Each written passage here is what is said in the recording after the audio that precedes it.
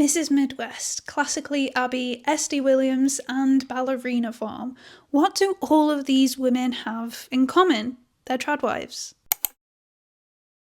So what actually is a tradwife? So the term tradwife really gained traction within the last 5 years or so on platforms like Instagram, TikTok, and YouTube. What it actually involves is women who are usually in their 20s, 30s, 40s even, being online and posting about baking, cooking, cleaning, being a mum, being a wife, and usually in some sort of 1950s attire. A general unwritten rule as well about being a tradwife generally involves quoting Bible verses about obedience and family. At the surface level, it looks like a lifestyle trend which is curated around this particular aesthetic of simplicity and femininity. But if you look a bit deeper, you will actually find that many of these tradwives are not actually just rejecting modern gender norms, but instead they're actually advocating for a full-blown return of pre-feminist values. They often espouse ideals of submission to men, of a full rejection to careerism, and the belief that women are biologically and spiritually designed to nurture rather than lead.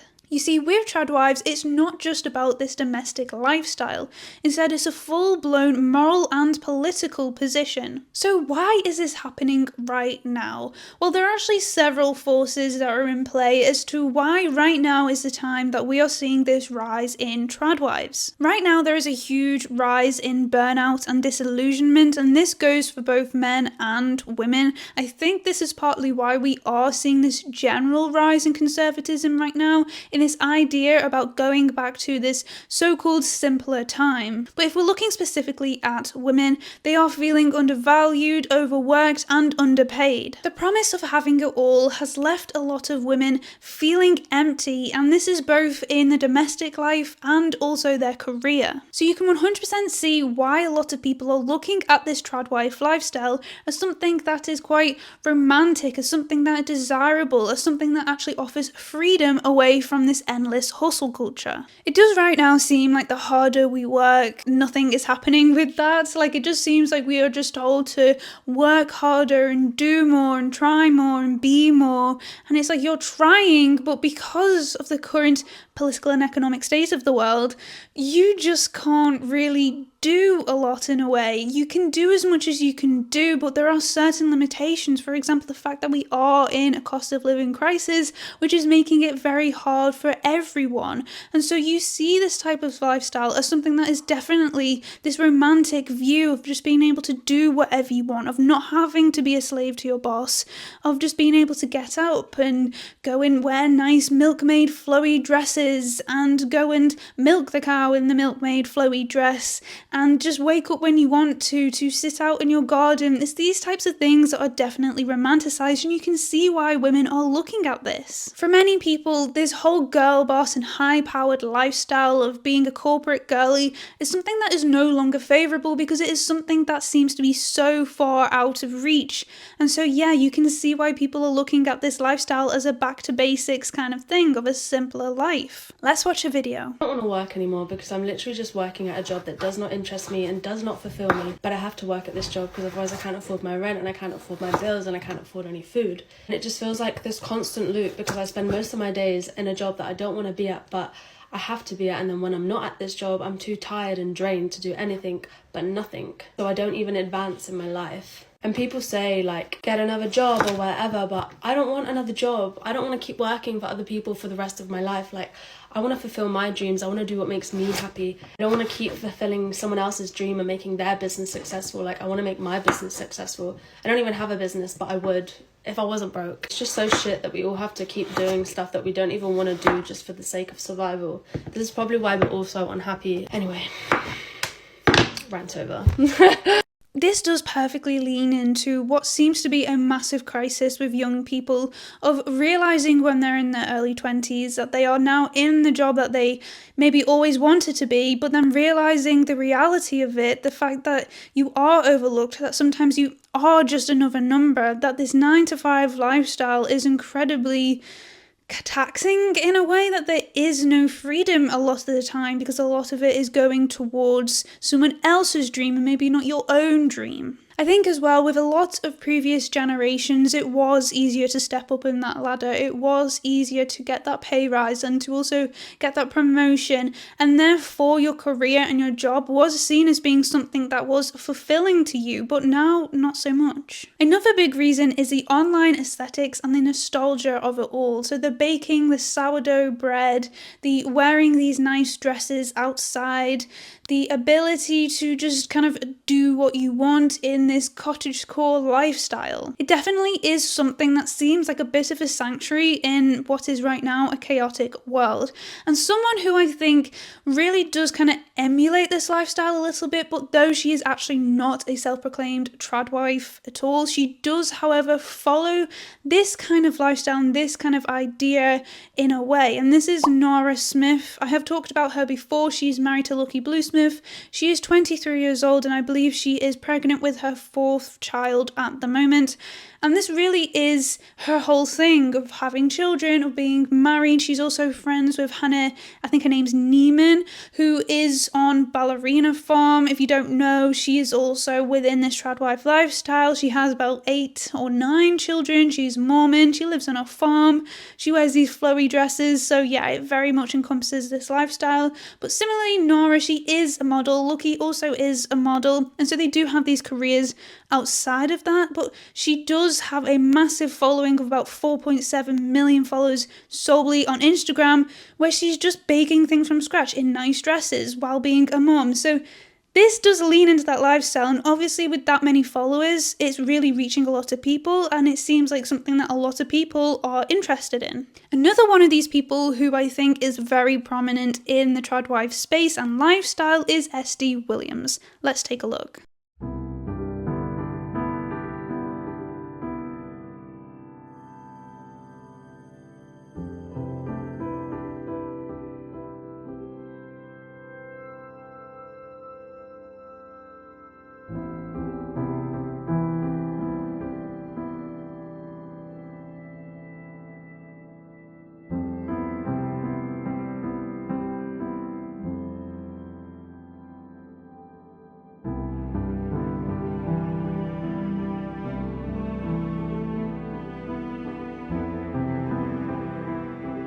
So obviously, as you can see right here, this is a full romanticization of the 1950s era and their lifestyle and the whole thing of women staying at home and being a housewife. But was it actually so romantic for women back then? No. Let's take a look. I want to read you this extract from The Guardian. So it says, the women of the 19th century and 1950s also lived without the right to birth control, or after they were invented, credit cards. Gwen, the milkmaid, is skeptical of the former. This is in relation to someone who used to do OnlyFans, but actually then turned to be a tradwife. Carries on to say domestic violence was not taken seriously, rape victims' sexual history could be brought up in trials, while marital rape was not even a crime. There's a reason that the 1963 publication of The Feminist Mystique, a book about the widespread unhappiness of white middle-class housewives, written by a white middle-class housewife, triggered the advent of second-wave feminism. This leads us perfectly onto one of the third reasons as to why tradwives are rising in our culture right now, and this is because it is seen as a backlash to feminism and wokeness. A lot of these tradwives do claim that feminism has failed women, it's failed society, it's failed men. This is why men are experiencing a loneliness epidemic right now, and it is really seen as a thing to completely reject liberal and secular values. They say that feminism has made men emasculated and the return to traditional roles are needed and seen as somewhat of a rebellion. There is a bit of a hypocrisy going on here though, however, because although these women do claim to have a traditional lifestyle where the man goes out and makes money and the woman stays at home and just cares for the house and for the children and for him, that doesn't actually seem to be the case, because if you look at the followings of some of these women, they have millions and thousands of followers, and so obviously they are making money from this whole projection of tradwife lifestyles. It has clearly become a brand, and this is how they themselves are making a lot of money separate to their husband. Let's watch a video. This is the most insidious part of these tradwife influencers, is they're not even tradwives. They are not dependent on their husbands. They have their own money from influencing us to want to be tradwives. But they've found a way around the worst part of being a tradwife, the part that made us rebel against being a tradwife and go get our own jobs, which is tradwives are dependent on their husbands because they make all the money and we do all of the unpaid labor. They are getting paid for their labor, for selling you the aspirational life of being a tradwife, while other people do the labor behind the scenes that make that aspirational, soft, easy life possible. They have childcare we never see. They probably have assistants and managers. The lifestyle of a true tradwife is completely dependent on whether or not their husband wants to keep them around. But these tradwife influencers, if they're good at their job, are very, very financially secure on their own. And something that bothers me so much is this tradwife content, which is very intentionally trying to sell us a reality that just does not exist, is creating tradwife light content, which I kind of think of it as, which is just normal, everyday people, younger women mostly, making these videos that are like, why did we ever want to work? Why wouldn't I just want to stay home and cook and clean and take care of the kids? Which is fine. But the tradwife content is propaganda to get you to think that that is an easy, soft, leisurely, safe life. It is none of those things, unless you join the pyramid scheme and start selling the lie of the easy, comfortable, worry-free, secure life of the tradwife to other impressionable women. So yeah, as she says, this is completely the truth. They are creating these accounts. It is becoming somewhat of a brand. They are getting brand deals with various companies. They are making money. And therefore, is it really that traditional then? But something that is actually quite dark, which isn't always talked about so much, I think we know it's there, but we don't highlight it as much as we probably should, is that this really does act as a bit of a gateway. In fact, this content is not just as light-hearted and as soft and as, just on the surface level as you may think it is. In fact, it is steeped in a lot of conservative and right-wing red pill values. I'm going to post a picture of Fundy Fridays, who actually made a whole video, I believe a couple of years ago, about Mrs. Midwest. Mrs. Midwest is a traditional influencer, again, who has a stay-at-home lifestyle and does post about her conservative, kind of Christian, homemaker lifestyle as well. And she did also have a talk with someone, I don't remember his name, but he was a man who is pretty right-wing, red pill, and she basically started to talk about how she likes to use her videos where she's talking about, I don't know, how she does the washing, how she does her laundry, this beauty hack or this femininity tip, and then starts to seep in these types of right-wing and conservative ideologies, which is pretty scary for someone who might just be watching because they like that type of, maybe even find it comforting, these beauty things, these nice little lifestyle of being at home, being with family type of clips, and then you start to become kind of indoctrinated in a way into perhaps an ideology which you didn't want to be. And so obviously this then leads us on to one of the final points, which is that religious and conservative values and influences very much heavily control the tradwife lifestyle and why they do what they do. And I think it's because it is seen as being a divinely ordained role to be like this, to submit to your husband and to reproduce. You see this across religions, of course, but I think one of the biggest religions that this is happening with is evangelical Christianity. But this isn't a new thing. So although I said that tradwives have been around really for about 5 years or so as a kind of rough time frame, that's when they really rose into the mainstream media, I would say. They have been here forever. It's not a thing that hasn't been here. As long as women have been around, they have kind of generally in Western society that is been in the household and have these particular roles. And I think that this is a big reason of, as we just talked about, Christianity and the religious influences and the conservative influences that are right there. But what makes it different today is that it's a different brand. These women are tech savvy. They are marketing themselves in a particular way. They are stylish. They work with the algorithm algorithms. They know what they are doing, and it is becoming, like I said, a whole brand. But though this is rising right now, there is certainly a whole lot of criticism which has come with it. For example, the whole idea that this is a pure regression in gender roles and norms. It glamorizes inequality. The whole idea of submitting to your husband is very dangerous in a way, I think, because if we think about the fact that in the 1950s, if we're using that as an example, and previous, women weren't actually able to have their own money, really. They weren't able to do what they wanted to. If we are to lean into that lifestyle again, well, we kind of know the consequences. We know what kind of lives those women had, and for a lot of them, it wasn't good ones. Trigger warning right now, but of course, it does lead into this idea of control, and of course, then the pipeline possibly of domestic abuse. And again, another big criticism of this as well is it leaning into the far right space, that red pill group, and it's pretty scary, to be honest. If you've ever gone into that kind of realm in the internet world, it's not very nice and it is very dark. I'm talking about the ideas of white nationalism, white fertility, and also gender purity. Now let's have a look at whether this is actually empowerment or escapism.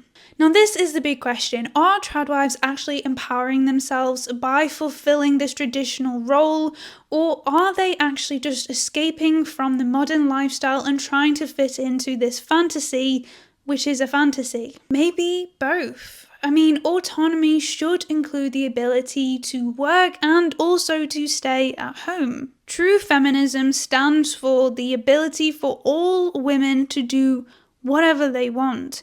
That is the idea, that is what was fought for women to have equality and to choose whatever lifestyle they wish. And if a woman chooses to stay at home, to look after her children, to manage her household, and to look after her husband in a way that she wants to and not choose to work, shouldn't we embrace and celebrate that, as well as the woman who wants to become an astronaut or who wants to have a six-figure business? I think you would say, yeah, 100%. Whatever a woman wants to do, they should be able to do, obviously within reason when we're talking about their lifestyles, their futures, and who they want to be. However, there is something that we need to examine a little bit more closely. And this is within the context of when this becomes a political statement or an anti-feminist narrative. This is something that becomes a little bit more than simply, I'm choosing this lifestyle. It seems that a tradwife is far more than just a quirky online trend.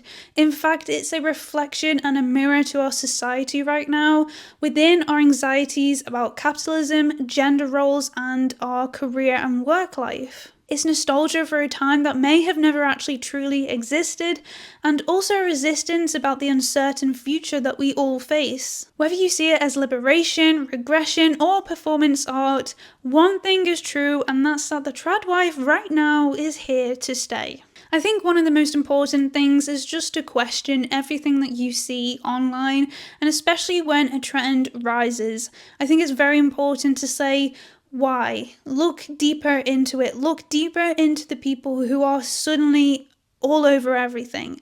And I think a really good thing is to just question when you do see this perfect looking woman in a floral apron baking sourdough and reciting scripture, just to ask yourself, what is she really selling? Thank you so much for watching. I think that this is a really interesting topic. Let me know your thoughts and feelings down below. I know that there were some darker themes within here, so let's all just keep it respectful in the comments, and I will see you in the next one. Bye!